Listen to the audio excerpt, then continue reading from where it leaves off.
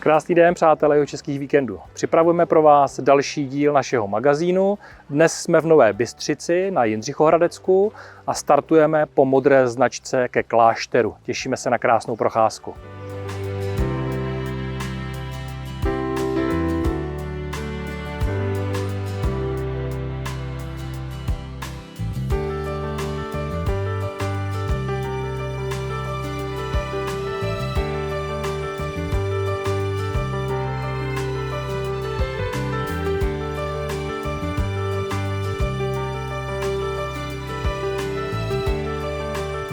Po příjemné 5kilometrové cestě po modré značce jsme u kláštera. Dá se jít i 8,5 kilometru po Graselově cestě. Klášterem vedou 2 naučné stezky, samozřejmě spousta cyklostezek, protože Novobystřicko je rájem cykloturistů a dá se pokračovat i na hrad nebo zříceninu hradu Landštejn, který jsme navštívili v minulém díle.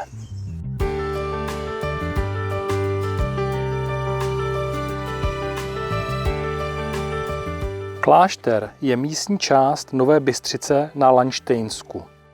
Je tvořen 3 osadami. Klášter 1, Klášter 2 a Mítinky.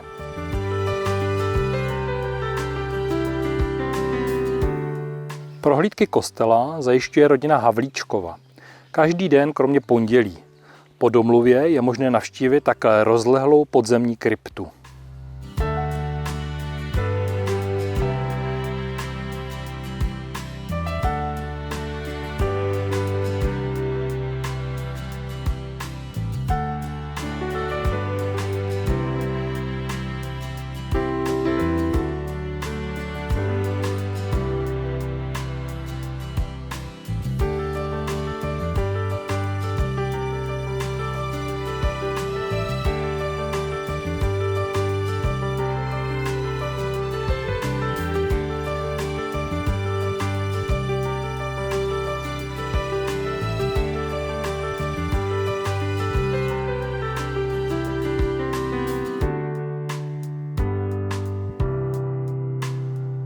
Po požáru byl nový chrám Nejsvětější Trojice vystavěn v letech 1668 až 1682.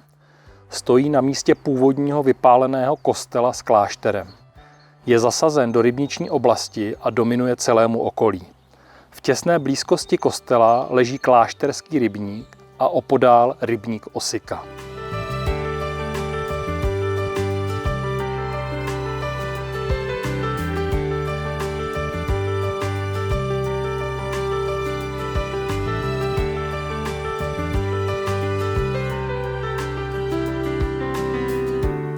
Kostel je jedinečný svou prostorovou koncepcí. Z jeho bohatého vnitřního zařízení zaujmou zejména hlavní oltář se sochami českých patronů v nadživotních velikostech. Je jeden z největších dřevěných oltářů ve střední Evropě.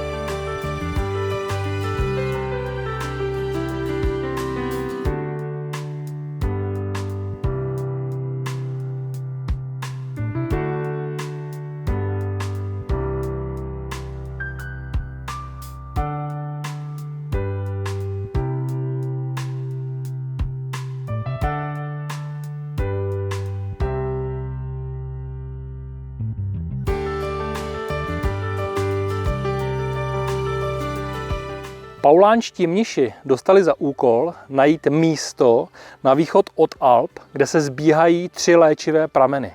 A toto místo našli právě zde a postavili zde tento klášter. Voda je léčivá a měla by léčit zrak.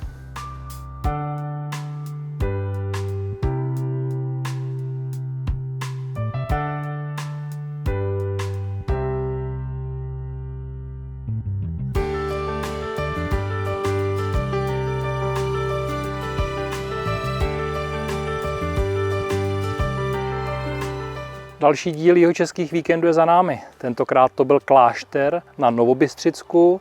Nádherné cyklostezky, strašně zajímavá historie, jsou tady rybníky, možnosti pěších tur. Určitě stojí za další Jihočeský víkend. Mějte se krásně.